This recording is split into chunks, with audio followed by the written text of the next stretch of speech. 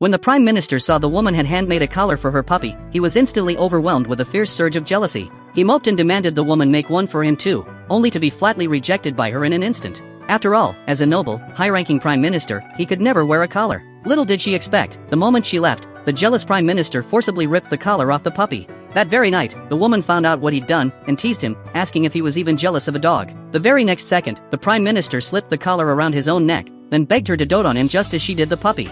This left the woman utterly stunned and speechless. In her eyes, the Prime Minister had always been mature and stoic, and would never act in such a childish, foolish way. What she never knew was that the Prime Minister had craved all of her love and affection from the very first moment he laid eyes on her. It all began 6 months prior. Back then, the woman was nothing more than the Crown Prince's concubine, raised by his side since childhood. But just as she came of age and was set to marry the Crown Prince, the horse pulling her carriage spooked unexpectedly, and she was nearly thrown violently to the ground.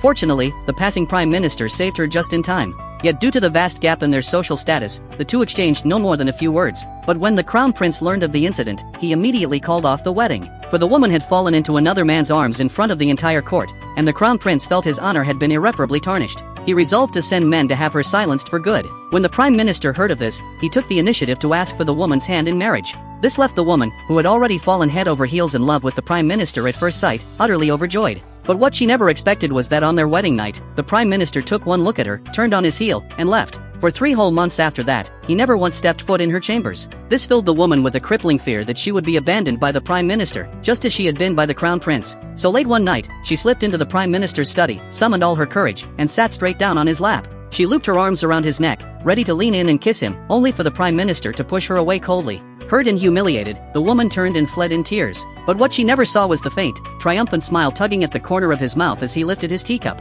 The truth was, the Prime Minister had deliberately kept his distance from her entirely out of deep concern for her well-being. Unaware of this, the woman was determined to build up savings to survive if the Prime Minister ever abandoned her. So at her best friend's urging, she decided to write romance novels. For the story, she chose to center it around a Prime Minister's love story. In the novel, she wrote the Prime Minister as a devoted, thoughtful husband, who not only cooked meals for his wife with his own hands, but even washed her feet for her personally. Much to her surprise, the novel became an instant hit the moment it was published, adored by readers across the kingdom. The woman earned a small fortune from its sales. But what she never knew was that the Prime Minister had already found and read the novel. His subordinate officials demanded he track down the author and punish them severely for writing about the Prime Minister in such a manner. But the Prime Minister saw at a single glance that the book had been written by the woman. That very night, he walked into her chambers, looked her in the eye, and asked if this was how she wanted him to treat her.